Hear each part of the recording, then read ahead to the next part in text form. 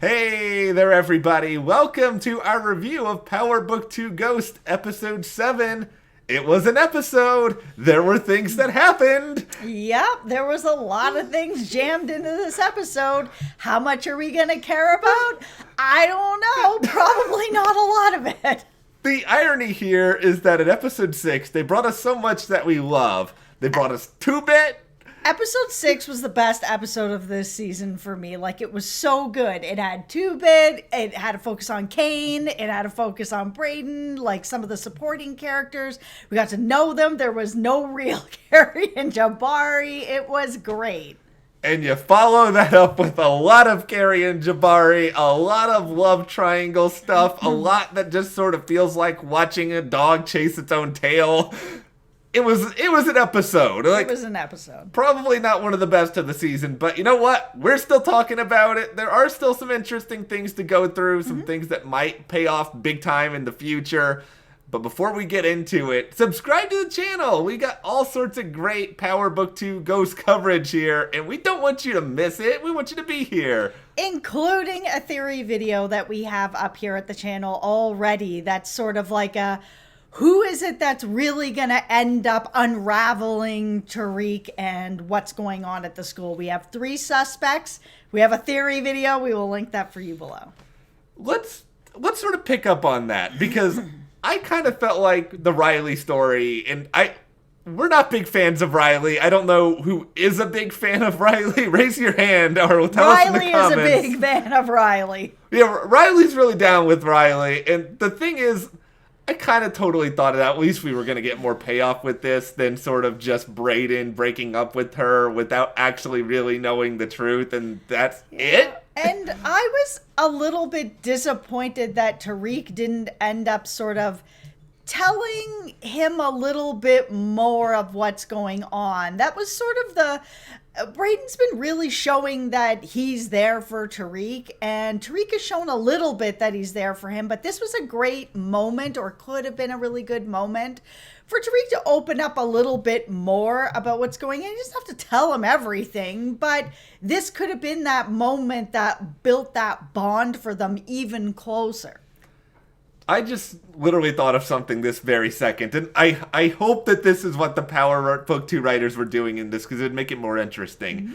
When Tariq and Brayden had that conversation, when Tariq basically told Brayden to come over, that he had to talk to him, do you think it's possible that Tariq intended to tell him the actual legitimate truth, and he kind of sort of backed out of it at the last second? That's what I want to believe, because it's more interesting than that he planned out, oh, by the way, Riley was trying to get with me. Yeah, I mean, I'm gonna go with that, because I feel like not only is it more interesting, but I want to see Tariq really trusting in Brayden a bit more. I mean, Brayden has, like I said, shown a few times now that he's pretty loyal to him, and I want to see that come back. I like this relationship. It's actually what I'm the most invested in this show, is Tariq and Brayden and what they're kind of building together. Yeah, I didn't want to see the bro heart of Brayden breaking when he felt like Tariq was doing him dirty, and I know this all kind of worked out for Tariq in the end. It seems like everything is okay between the two of them, but the big question mark I still have, though, is this really it for Riley? I'm not trying to conjure Riley back up on the show, because I know how much you would love that, but God. Is it possible that Riley's gonna be like, Brayden, he's just the perfect man in every way. I have to try to win him back, and she's going to come and tell Brayden the truth. No, I think she is going to come back. I think she's going to end up actually spilling a little bit more of what is going on to try to, like, figure it out with Brayden and kind of, just win him back, take Tariq down. I mean, she doesn't really have a lot to lose. She's already lost Brayden right now. So what else does she really have to lose? She doesn't care about Sax, and she doesn't care if she blows that up. she's irresponsible. Like, you know, Yep. she's reckless, she's young, she's kind of got that sort of, as you said earlier, she's her own biggest fan. I can totally see her being like, I'm gonna come save this relationship and save the day, completely burn everything else to the ground. I will say that it was a little too convenient that when Tariq decides that he's going to follow Riley, that he's following her straight to court where Sax is. That was, I had a hard time believing that. It was just, man, he's the luckiest guy out there, right? He really is, and it's good for Riley that Sax apparently had a little bit of time in his day in between trying to just cater to a bunch of different people in Tasha's case to show up for her in court. Yep. All that was a little bit too convenient. I know they had to put that reveal out there somewhere, but the biggest, I guess, actual reveal comes with Paz. I know another character that the Power fandom was just really excited to see. Paz is back on the show. So excited. Listen, I'm still bitter about the fact that we had a full Paz episode, and I'm not a full. I would have give me a full Sax episode. Like I love to hate Sax. I'm just not that interested in Paz. No, I am not that interested in her. She's not a bad character, but she's not someone that I'm really that... I wasn't invested in her on Power. I'm not invested in her here. I mean, this didn't really get anywhere. Like, it's another one of these storylines in this particular episode that just kind of felt like a dog chasing his tail. Just didn't really move the needle in any direction. Like, I guess since it was at the end of the episode, they're trying to set this up to be the jaw dropper of the week, that Paz and Tasha had this conversation, and Tasha's sort of saying to her, you know, I didn't kill Ghost, and ultimately it's clear she's trying to protect someone. Yeah, I think Paz probably can figure out that it's Tariq, because who else is Tasha gonna go through this for? But this is not the first time that people have thought this. Paz is not going to be the first person that's going to be like, she's protecting someone else. There are other people that have already also think this, including Davis. Like, it's not new.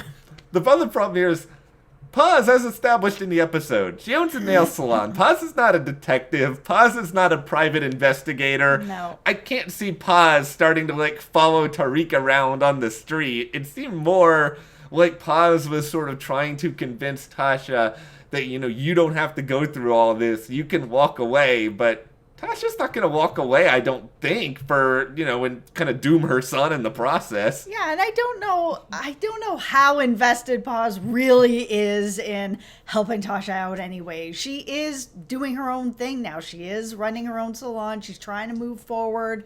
She's given her some advice. I don't think we're really going to see Paz back again. I think that's kind of it. I'm going to put on the thinking cap here, though, for a minute, because I'm going to try to prognosticate as to what exactly the writers are doing with all of this. Is it possible that this seed from Paz is going to make Tasha think, not so much, okay, I'm going to sell out Tariq, but rather, all right, I'm not going to take the fall for this at all. I'm going to try to find a way to pin this. We're going back in the let's pin it on Sax category again, because what other direction is there other than Sax goes down? I really hope there's actually another direction. I would like this show to have something that's going to be a little more of a surprise, because before the break, we said here at the channel that we kind of thought that maybe we saw Jabari plagiarizing Tariq, and we theorized that that's going to come back again, that it's going to be, maybe he's going to figure out Tariq is selling drugs at school, Tariq is going to find out he's plagiarizing him, they're going to blackmail each other, and they're going to kind of, it's all going to work itself out. You keep my paper, I'll keep doing this over here, and now we're kind of moving into this territory a little bit.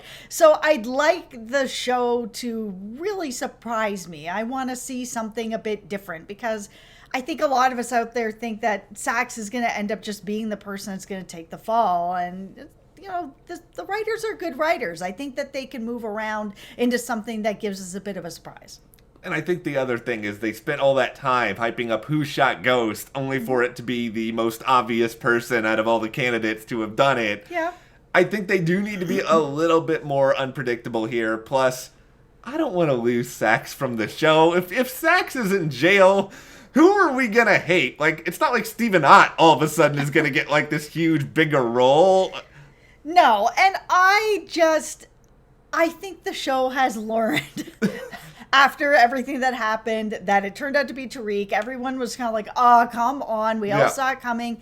That they're going to make other choices. I believe in it. I want to believe in it. I'm going to believe in it until, they prove me wrong or they prove, themselves right. Well, let's go into the decision here to have Paz be the person on the stand in the first place. Because they put out that scene of Sax and Davis sort of talking about candidates in advance, of people who they could call up. And I know they weren't going to go in this direction, but I would have actually been much more okay if we had seen, Kate Egan, Tommy's mom, or Elisa Marie, who was probably the most fascinating kid in the entire Power universe. Oh, for sure. But I get why they didn't end up calling up Kate. I mean, she's not really that reliable of a witness. No, but I, of course, did have this thing in the back of my mind that was like, are they going to try to call up Tommy or locate Tommy, offer Tommy like immunity for the million or so crimes he has committed? Well, that's the thing is like, I understand why they didn't call Kate, but at the same time, I mean, Davis is trying to sort of pin it on Kate as well. And Saxa really wants to pin it on Tariq, but I mean, their defense is Tommy did this. So if Tommy did this, then you need to start calling in people who are connected to him to pin it on somebody else. Yeah, because that's big. That's the biggest problem that Tasha has with this whole Tommy killed it notion is just like, where's Tommy? Where are you going to find evidence of Tommy? Yeah. Tommy's still driving to California for all we know. It's true. And that's why I'm kind of hoping, as much as I love Tommy, that they're going to actually pin it on Tommy. And because he's in the wind, that then brings us into the spinoff where he's got some heat on him while he's trying to get down to California, and that he's got sort of this new life ahead of him, but things are still chasing from behind him. I want to see like a really sort of exciting, it's coming from all angles on Tommy and how he gets out of it. And then he sees 2-Bit, and then they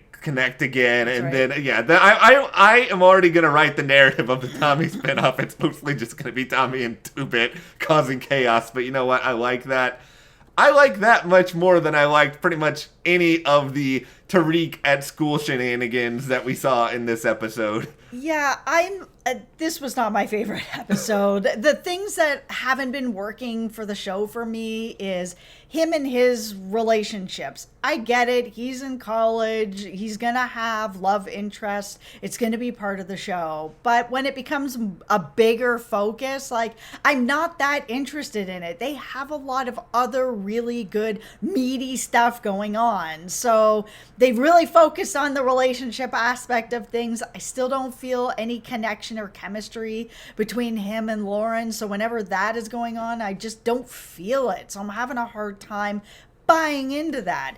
And then we have everything with Jabari and Carrie, which I'm also really not interested in. So, and then all this with her and Zeke, I don't care.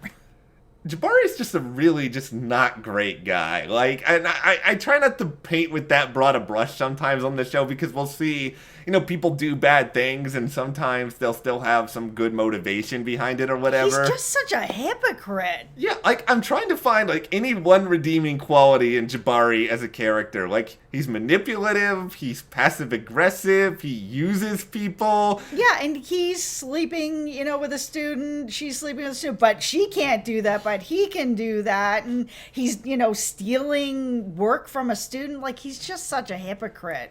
Also, it's just weird assumption to sort of draw that, okay, you saw Carrie and Tariq talking, and then you're going to gauge that plus that Carrie is watching sports as evidence of that's like approximately, I don't know, tens of millions of people who watch sports. Yeah, it was, and Tariq's not really there for sports or really doing anything with sports. It was such a weird, like, a line that he drew to connect this. It was so unbelievable. Most believable thing in the episode, though, was Jabari mentioning how terrible the Knicks are. Like, they at least got that the Knicks suck down. Like, they figured that out. Jabari, you can go. I don't need to see Jabari anymore. I'm done with him. I mean, Carrie, I want to like Carrie because I think the actress, she was so good on This Is Us. Oh, man, she was so good on This Is Us. If she doesn't want to do this show anymore, she can come back to This Is Us. What a great character. She's a great actress.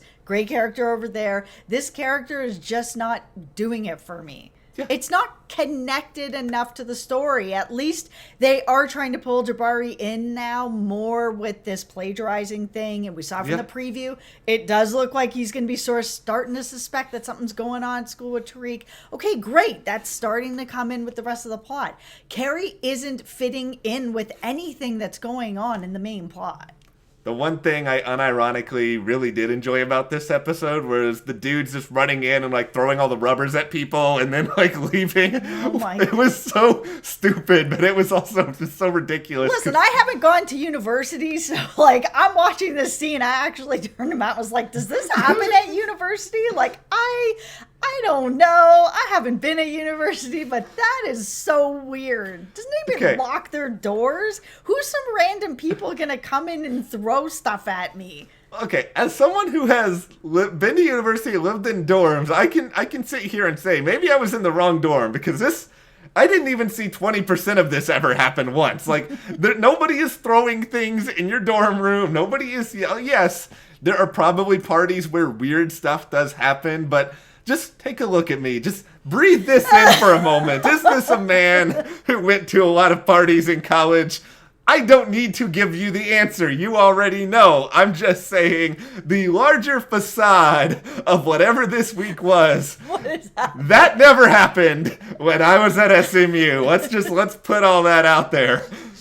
And that is my take on that storyline. We're not going to dwell on that. We're just going to keep moving along here. We'll just keep moving along. But overall, this episode really didn't do it for me. It was, for me, the weakest. And I think a lot of it is because the stuff I'm really interested in is Tariq and Brayden's relationship. And I think it was a really missed opportunity from the writers to build that relationship more from Tariq's side of things. I think that Brayden would have really come into that. I mean, he really trusts him. He really cares about him a lot. And I think that would have been, a good moment, a really good moment. And I love all the stuff with like Kane and Monet and the family and the dynamic. And I would have liked to have seen sort of more of the fallout. I said last week that I wanted to have seen Monet deal with that Kane situation after he, threw her to the floor, and that it was Lorenzo that dealt with it. And we heard a little bit about it when she was on the phone with Lorenzo and was like, listen, I need to be able to deal with this stuff. Yes, you need to deal with this stuff, not Lorenzo. And I would have liked to have seen more. I did like that she dealt with the situation in this episode herself. We saw Monet kill, which I think it is important that this is a character who should be feared. I did enjoy that. I also kind of like the Drew and Tariq, let's stage the body thing. Like that's anytime watching people stage a body on TV, it's 95% of the time kind of entertaining, especially when they're like, Tariq, you've never shot anyone. You can't do this. And Tariq's just like sitting there with that grin. And it is interesting that Kane is getting feeling a little bit out of sorts with Tariq being around, because it's not like Tariq is around so much that he's like taking over Kane's spot. Not enough for me to really believe that he's going to start I'm going to put all the blame on Tariq. It is all Tariq. Let's get him out of here. You don't know what's going on. It's all Tariq. I was just kind of like, this felt like it was starting to come out of nowhere. I tried to read into this, and I'm going to guess that they're trying to show that Kane is having more insecurities than he ever lets on. And Kane, if you want to show us your vulnerable side more, I'm down with it. I probably could have seen it a little bit more steadily leading into this episode. Yeah, because they did a great job showing his insecurities and his place in the family last week. Yeah. Because it was about the family, and it was about his relationship with Monet and even with his siblings, where he was just kind of like, hey, do you need me to come? No, Drew and Diana have it. You stay here. oh, okay, it's not about Tariq. It doesn't have anything to do with Tariq. It's really about his place in that unit. And Tariq's not part of that unit. They're not really bringing him in as family. He's just sort of one of the people that's a means to an end. So this week, when it was all about Tariq, all of a sudden, I was just kind of like, I don't know, man. Yeah, it needs, I think, more depth, more context. I think it could get more interesting if, Kane starts to figure out even more about possible mutual feelings between Tariq and Diana. Like, Yeah. I'm more interested in that potential relationship than Tariq and Lauren, just because I think Diana and Tariq, there's a little more chemistry there. There is. I will say I really like that scene with Kane and Diana, and sort of to see that sibling relationship where they have trust in each other, and that she is someone that he can really put his trust into, that there is someone in the family he feels really connected to. And I like that, especially at a time where he doesn't feel connected to his dad. He doesn't feel connected to his mom. He's just feeling like he's a rudderless boat at this point. He doesn't really fit in.